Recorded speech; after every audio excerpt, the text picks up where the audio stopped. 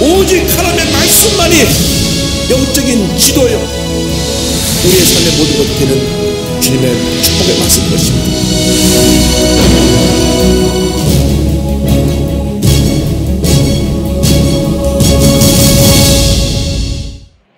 오늘은 로마서 4장을 함께 공부하는 날입니다.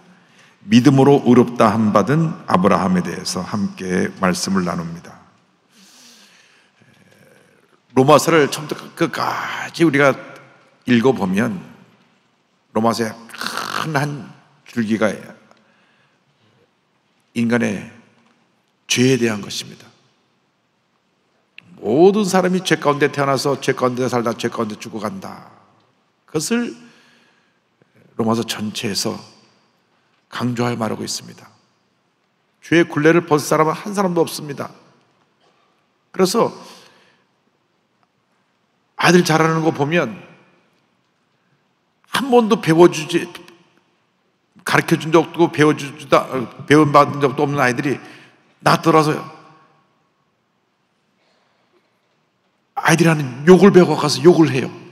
야, 그런 말 어떻게 하면 안 되지? 애들이 다 그러다 욕하는데요, 뭐. 욕하는 게 좋지 않은 것인데도 그냥 아이들이 욕을 먼저 따라하는 거예요.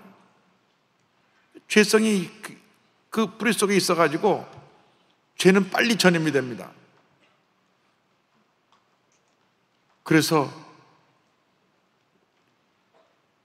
머리가 자꾸 나쁜 쪽으로 자꾸 더 발달해가지고 지능적인 범죄들이 자꾸 나타나고, 안에 돈이 지폐로 우리의 손에 쥐어서 이게 돈이라고 하면 되는데, 그래서 세종대왕이냐 신사임당이냐 그에 따라서 색깔이 녹색도 되고 황금색도 되는데, 가상화폐, 눈에 보이지 않는 화폐를 만들어가지고 그것을 사고 팔아가지고 사람들 막 돈을 끌어들여가지고 턱 하루아침에 파산선고를 해보니까 몇 조가 날아가는 거예요. 우리는 그게 뭔지도 모르죠. 이게 뭔가요? 그게 좋은 거예요. 그게 좋은 거예요. 그런 거는 관심도 가질 필요도 없고, 그런데 돈을 투자할 필요도 없고, 거기다 돈을 집어넣으면 그 몇십 퍼센트 더 이익이 다가온다. 다 거짓말이에요. 다 거짓말이에요. 아니, 은행이자가 그렇게 1년에 돈을 맡겨놓고 있어도 2, 3%밖에 안 주는데 무슨 맡기기만 하면 20% 준다, 30% 준다. 절대 속으면 안 돼요. 열심히 내가 노력을 해서 돈을 벌어야지. 그렇게 일확천금 바라는 사람은 다 그냥 쫄딱 망하게 되는 겁니다. 요즘 가장 어려운 게 물질 문제니까 자꾸 물질 문제로 자꾸 공격을 해갖고 어떡하든지 우리를 파멸로 이끌어가는 게 죄입니다.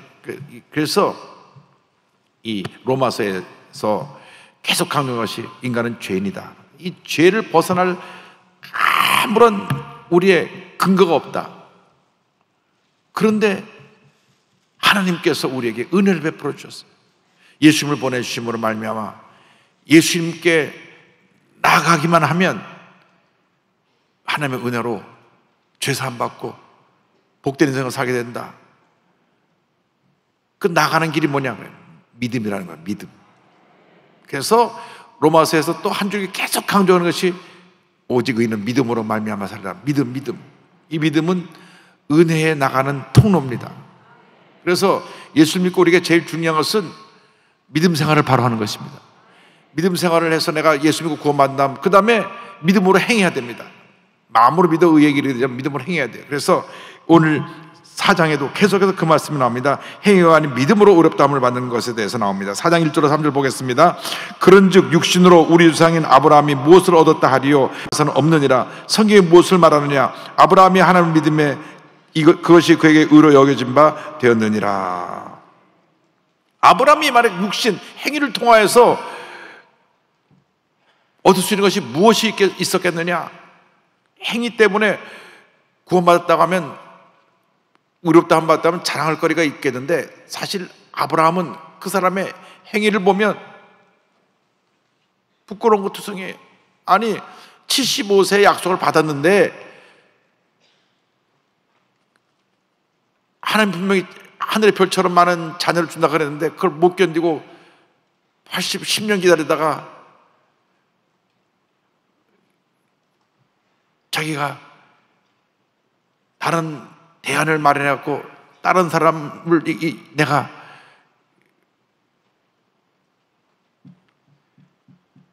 나의 후손으로 삼겠습니다. 아니다. 내가 너에게 약속한 대로 너에게 자녀를 주겠다. 내가 지금 85세인데요. 믿음을 가져라. 그런데도 또 흔들리고 또 흔들리고. 그런데 자꾸 흔들리면서 믿음이 또 자라고 믿음이 자라고 믿음이 자라서 마지막에 100세 아들을 얻게 되고, 진짜로 그 믿음이 인정받게 된 것은 한 20년 더 지나서 이삭이 장성한 청년이 되었을 때 내 사랑하는 독자 이삭을 모리아 땅에 있는 한 산에 가서 바쳐라. 그래서 창세기 22장 가서 그 이삭에게 칼을 들었을 때 하나님이 멈춰라. 이제야 내가 나를 경외하는 줄 알겠다. 그러니까 아브라함의 믿음의 완성은 결국 75세부터 120세까지 45년 완성이에요. 45년 완성. 그러나 그 단계가 믿음을 통해서 올라가는 믿음. 그래서 아브라함은 행위가 아니라 그 믿음으로 의롭다함을 받았다. 창세기 15장 6절 보니까 아브라함이 야훼를 믿으니 야훼께서 이를 그의 의로 여기시고 라는 말씀이 나옵니다. 근데 이 믿음을 의로 여겼음에도 불구하고 그 믿음이 약해서 또 흔들리고 또 흔들리고 또 흔들리고, 그래서 100세가 돼서 그 믿음으로 말미암아 이삭을 얻게 되었고, 그 믿음의 완성은 120세 아들 이삭을 하나님께 바쳤을 때 완성된 겁니다. 하나님 여러분이 가장 사랑하는 것, 그걸 마지막에 내놓으라 그러십니다. 그래야 믿음이 완성되는 거예요. 우리 예수 믿고 구원은 누구나 다 받죠. 믿기만 하면 구원받아요. 믿기만 하면 구원받고 하나님의 자녀가 되는데, 그것이 전부가 아닙니다. 그 응애하고 애가 태어나는 것 같아요. 믿음이 자라야 됩니다. 그런데 하나님은 얼마나 은혜가 많으신 좋으신 하나님이신지 그 애기 같은 믿음을 보시고, 그래 내가 너를 사랑하고 내가 너를 인정해 준다. 그래서 우리를 오늘 여기까지 인도해 주신 것입니다. 그래서 하나님의 의는 은혜로 주어진다. 이게 두 번째 우리에게 주신 말씀입니다. 4절 5절 보겠습니다. 일하는 자에게는 그 삭시 은혜로 여겨지지 아니하고 보수로 여겨지거니와 이를 아니할 자라도 경건하지 아니한 자를 의롭다 하시는 이를 믿는 자에게는 그의 믿음을 의로 여기시나니. 내가 일하고 월급 받는 건 그건 뭐 은혜가 아니고 당연한 거죠. 내가 열심히 일을 해서 월급을 받으니까.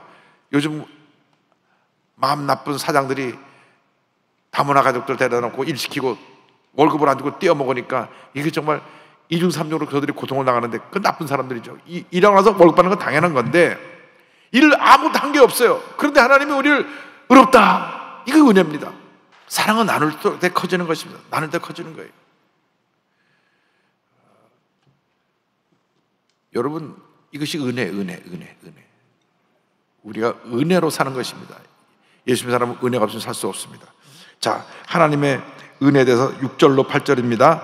일한 것이 없이 하나님께 의로 여기심을 받는 사람의 복에 대하여 다시 말한 바 불법이 사함을 받고 죄가 가려짐을 받는 사람들은 복이 있고 주께서 그 죄를 인정하지 아니하실 사람은 복이 있도다 함과 같으니라.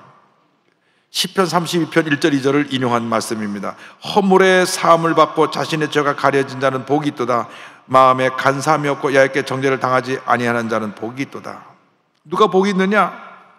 죄 용서 받은 사람들이 복이 있다. 하나님께서 너는 죄 없는 의인으로 인정해 주겠다. 이것이 복이라는 것입니다.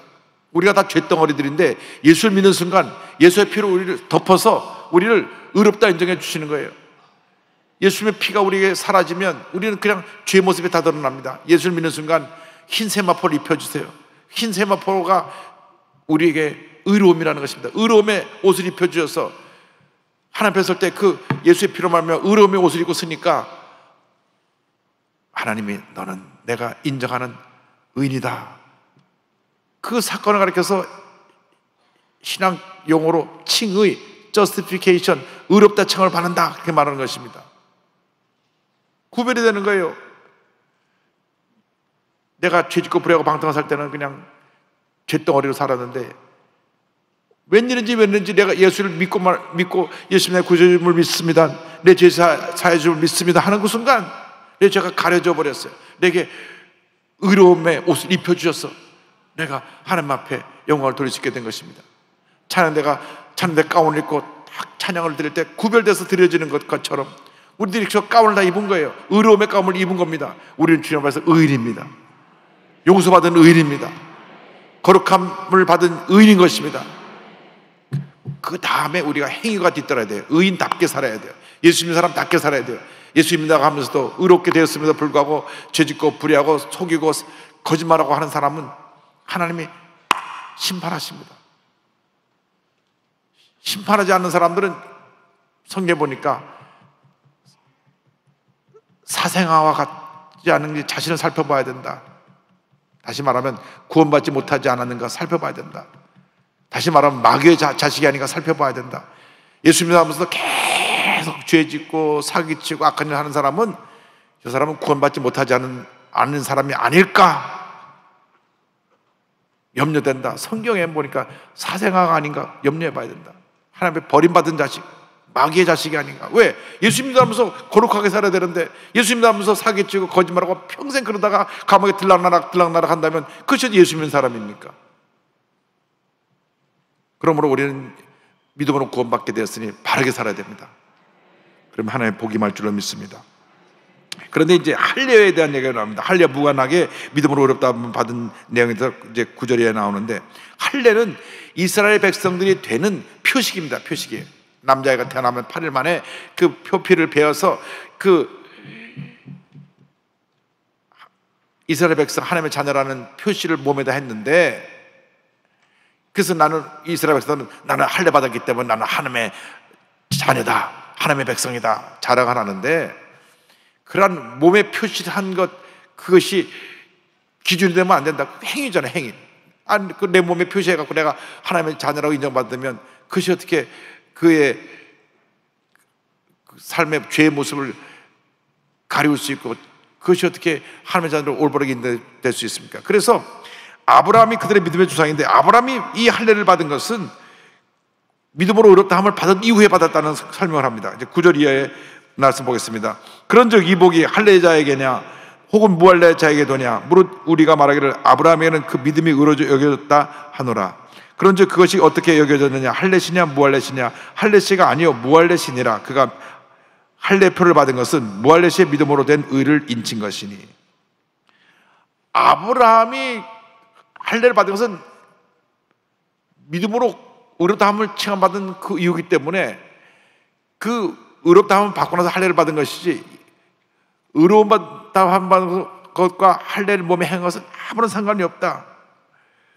무슨 것을 강조하냐면, 자꾸 이스라엘 백성들이 우리는 할례를 받았기 때문에 하나님의 백성이고 당연히 너희들은 할례를 안 받았기 때문에 하나님의 백성이 아니라고 하는 구분짓는 그런 행위에 대해서 아니다. 믿음으로 된 것이다. 믿음으로 된 것이다. 그래서 믿음의 조상 아브라함에서 11절 12절 다시 한번 보겠습니다. 이는 무할자로서 믿는 모든 사람의 주상이 되어 그들도 의로 여기심을 얻게 하려 하심이라. 또한 할례자의 주상이 되었나니 곧 할례를 받을 자에게뿐 아니라 우리 조상 아브라함이 무할례시에 가졌던 믿음의 자체를 따른 자들에게도 그러하니라. 그래서 아브라함은 할례를 안 받았을 때 믿음으로 의롭다함을 받아서 이제 우리 모든 이방 사람들, 우리들이 예수 믿기만 하면 의롭다함을 받고 하나님의 자녀가 되는 그 믿음의 조상이 되었고, 동시에 이스라엘 백성에게도 믿음의 조상이 된 것은 할례를 받음으로 말미암아 할례를 받은 모든 유대인들에게도 믿음의 조상이 되었습니다. 그래서 할례자에게나 무할례자에게나 아브라함이 믿음의 조상인데, 믿음으로 하나님 앞에 인정받았다고 하는 것이, 그것이 제일 중요한 우리 신앙의 기본되는 모습이고, 그 다음에 행위는 그 뒤를 따라가는 것이다. 그래서 이 믿음으로 의한 의로움과 언약에 대해서 13절로 16절은 설명하고 있습니다. 13절부터 다시 보겠습니다. 아브라함이나 그 후손에게 세상의 상속자가 되리라고 하신 언약은 율법으로 말미암은 것이 아니요 오직 믿음의 의로 말미암은 것이니라. 만일 율법에 속한 자들이 상속자이면 믿음은 헛것이 되고 약속은 파기되었느니라. 율법은 진노를 이루게 하나니 율법이 없는 곳에는 범법도 없느니라. 그러므로 상속자가 되는 그것이 은혜에 속하기 위하여 믿음으로 되나니 이는 그 약속을 그 후손에게 모든 후손에게 굳게 하려 하심이라. 율법에 속한 자에게뿐 아니라 아브라함의 믿음에 속한 자에게도 그러하니 아브라함은 우리 모든 사람의 조상이라. 이 내용이 굉장히 복잡한 건데 내용은 간단합니다. 하나님이 아브라함과 언약을 맺으셨어요. 너를 통해서 너의 모든 후손이 복을 받으리라. 그것은 믿음을 통해서 자손 만대의 복을 준다는 약속입니다. 여러분 예수를 잘 믿으면 여러분 자손 만대의 복을 받습니다. 내 하나가 굉장히 중요합니다. 내가 예수 잘 믿는 것이 굉장히 중요합니다. 여러분 예수 잘 믿어야 됩니다. 바로 믿어야 됩니다. 믿음으로 살아야 됩니다. 그러면 자손 만대의 복이 임하게 되는 것입니다. 그런데 하나님께서 그 약속하신 것을 그 믿음을 통해서 약속하신 것인데, 만약에 율법을 지켜서 그 복을 받는다고 한다고 하면 그 약속이 다 무효가 될 것이 아니냐. 근데 율법으로 의롭게 될 사람 한 사람도 없어요. 그래서 이 로마서에서 강조하고 있는 것은 아브라함에게 주신 약속은 믿음으로 말미암아 주신 약속이지, 이 말씀을, 이 언약을 지켜서 받는 축복을 말씀한 것이 아니다. 만약 율법을 지킴으로 그 언약을 받는다고 하면 아브라함과의 언약이 무효가 되는 것이다. 그래서 약속, 언약은 믿음에 기초한 것이고, 그리고 그 믿음에 기초한 언약이 모든 후손들에게 유효하게 된다. 이것은 율법을 따라 사는 사람이나 율법을 따라 아브라함 믿음을 따라 사는 사람이나 똑같이 다 공동적으로 적용되는 내용입니다. 그래서 우리에게 주신 복은 믿음을 통해서 주신 것이다. 네, 사도 바울이요, 얼마나 그가 큰 하나님의 종이었습니까? 그렇지 않아요? 신약성경 27권 중에 13권을 썼잖아요. 그리고 히브리서도 사도 바울의 영향에 쓰여진 거니까, 옛날엔 히브리서도 사도 바울이 썼다고 말한 분이 많이 있어요. 그래서 사도 바울이 히브리서를 쓰지 않고 사도 바울의 제자가 썼을 텐데, 그와 같이 포함하면 27권 중에 14권이 사도 바울이 쓴 거나 그 영향력에 있는 제자가 쓴 거예요. 얼마나 위대한 인물입니까? 가는 곳마다 다 교회가 세워졌습니다. 온 소아시아와 유럽을 복음화했습니다. 그러니까 한없이 교만할 수 있죠. 왜? 죽은 자도 살리고, 사도 바울이요, 죽은 자도 살리고, 가는 데마다 병자를 고치고. 그러니까 뭐 다들 막 그 앞에서 막 엎드리는 거야. 아이고, 하나님 같은 분이 오셨다고. 막 아테네에서는 막 그 많은 신들인데 그쪽 지역에 있는 그 사람들이 그러한 신들의 영향을 받았는데, 이 사도 바울의 하는 역사를 보고 그 히랍 신을 믿는 사람들이 막 사도 바울에게 와서 그를 높이고, 이 사도 바울은 그냥 두면 그의 교만 때문에 사람들이 그렇게 섬기니까, 더베라는 곳에 서서 뭐 그런 그를 높이고 그런 일들이 생겨났는데, 하나님이 그를 깨뜨리시는 거예요. 가시를 주셔서, 가시, 질병을 주신 거예요. 질병. 근데 그 질병에 대한 해석은 두 가지입니다. 진보적인 신학자들은 그가 간질이 있었을 것이다, 그렇게 간질. 근데 그 해석은 진보적인 신학자들 해석은 제가 받아들이지 않습니다. 근데 성경에 분명히 그가 갖고 있는 질병을 얘기한 건 하나가 있어요. 눈이 고도근시입니다. 고도근시를 고칠 수 있는 그런 안경이나 기술이 없어가지고 본인이 글을 쓸 때도 아주 크게 써야만 돼요. 크게. 왜? 이게 잘 안 보이니까. 조나단 에드워드라고 하는 프린스 총장처럼 너무 안 보여갖고 글을 이렇게 읽었다 그러거든요. 그러니까 성경에 보니까 그 성경 13권 그 편지죠. 편지를 쓸 때 더디오라고 하는 그 옆에서 편지를 읽어주면 받아 적는 사람이 있었어요. 그래서 성경 끝에 보면은 누가 대신 썼다고 하는 말이 나오잖아요. 더디오가 대신 썼다. 말을 천천히 썼나 봐, 이름이 더디오인 걸 보니까. 그래서 이 더디오라는 사람이 성경을 갖다가 옆에서 기도 말하면 받아 적어가지고 편지 보내주고 그랬거든요. 그러니까 그렇게 위대한 사도 바울도 자기가 앞을 잘 못 보고 사람들 누군지 진짜 가까이 와서 인사하면 알아보고 그러니까 사람들이 비난했습니다. 아, 자기 병 하나 못 고치면서 무슨 자기가 하나님의 사도라고. 그런 말을 들 때마다 마음이 얼마나 아팠겠습니까? 하나님 일을 하는데 막 비난을 합니다. 그래서 사도 바울이 제발 내 이 병을 고쳐달라고 그냥 간절히 기도해. 죽은다도 살리는 그런 능력을 주는데 왜 자기 병은 못 고쳐요? 그 사람들 그러잖아요. 야, 네 병이나 고치지 왜 남 병 고친다고 댕기냐? 그 욕할 거 아니에요.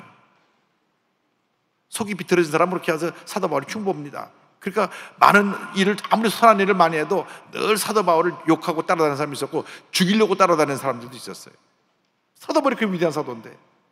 그래서 사도 바울이 말합니다. 나는 날마다 죽노라. 늘 깨어지고 또 깨어지고 또 깨어지고 또 깨어져서 내가 살든지 죽든지 내 몸에서 주님만 존귀히 되기를 원합니다. 그래서 하나님이 끝까지 그걸 위대하게 쓰신 거예요. 박태선이라고 하는 남대문교회 장로님이라고 안 붙인 이유는 나중에가 이단이 됐기 때문에. 우리 귀한 장로님들이 와 계신데, 그분은 병을 고치는데 정말 처음엔 성령의 능력으로 병을 고쳤어요. 막 목발 짚고 온 사람들 기도만 하면 목발 집어던지고 다 걸어 나갔어요. 남산이 아예 막당해서 신유 집회를 할 때면 수많은 사람에서 병자들이 얼마나 많이 났는지 모릅니다. 얼마나 강한 능력이 있는지 손을 얹으면 막 등이 타는 것 같은 막 지글지글 타는 소리가 나는 정도로 뜨거운 불이 임했다 그랬어요. 그런데 어느 순간 주님이 고치는 병을 내가 고친다. 그래갖고 본인이 병을 고치는 거가 되니까 이단이 되는 겁니다. 그래서 박태선 전도관이 된 것입니다. 한때 30만 명이 따라다녔어요. 병 고치니까. 그 다음에 물통에다가 물을 넣고 이 물을 마시면 생수가 돼서 몸의 병을 치료한다. 통을 갖다 놓고 자기 이름으로 씩 능력이 들어가라고 제대로 2번 불어넣어. 멀리 가니까 씩 2번 불어넣어가지고 그 물을 갖다 전국에 보급하고. 근데 본인은 나중에 고혈압, 당뇨, 뭐 온갖 합병적으로 병으로 죽었어요. 하나님이 심판하시는 것입니다. 그래서 그냥 그 전도관이 사라졌는데 아직도 흔적들은 천부교라고 이름 바꿨어요. 천부교. 신앙촌을 만들어 갖고 이것저것 물건들 팔고, 그게 전도관인데 완전히 망했죠. 아직 흔적은 남아 있어요. 또 통일교 다 비슷한 사춘간이에요. 그런데 이것이 왜 생겼느냐? 교만 때문에. 이단에는요 끝이 다르다. 다를 이자 끝단자예요. 처음부터 이단이 아니라 처음에는 잘 가다가 옆으로 이렇게 가는 겁니다. 끝이 달라지네. 이렇게 똑바로 가야 되는 딴 길로 가는 게 그 이단입니다. 요즘 가장 위험한 이단이 신천지. 무슨 신천지입니까? 그 망할 천지지. 그게 그래갖고 뭐 여기 한번 빠지면요 이게 정신적으로 세뇌가 돼가지고 빠져나올 수가 없어요. 정신적으로 정말 성령의 불을 받아야지 나오지. 거기 한번 들어가면 완전 세뇌가 돼서 못 나와요. 하나님의 교회 안상홍이단 거기도 마찬가지예요. 그 자기 교주가 죽으니까 또 부인을 하나님이라 그래갖고 거기는 여자 하나님이 또 생겼어. 장길자라고 하는 부인이 지금 또 하나님입니다. 그러니까 이런 이단들을 빠지면은 이게 영적인 세계이기 때문에 악령이 임해요. 그래서 그 성령으로 쫓아내지 않으면 이 세뇌가 되니까 못 빠져나가요. 분명히 잘못된 것을 아는데도 거기에 빠져 있어요. 그래서 우리가 기도 많이 해야 됩니다. 그래서 성경에 오직 의인은 믿음으로 말미암아 살리라. 예수를 믿는 믿음으로 사는 것이지 그러한 이단 사설에 사로잡혀가지고 행위에 빠지고 그러면은 절대로 그 구원의 은혜를 임할 수가 없습니다. 그래서 이 로마서 처음부터까지 계속 강조하는 것이 믿음으로. 그래서 우리가 깨어지고 낮아져서 정말 하나님 앞에서 성숙한 믿음, 하나님께 인정받는 믿음, 장성한 믿음의 사람이 되어 위대한 하나님의 역사를 다 이루게 되기를 바랍니다. 사도 바울은 한평생 그렇게 하나님 앞에 위대한 인물로 쓰임을 받았습니다. 늘 연단을 받았기 때문에 마지막에도 그가 포로가 아니라 죄수로 끌려서 로마에 가서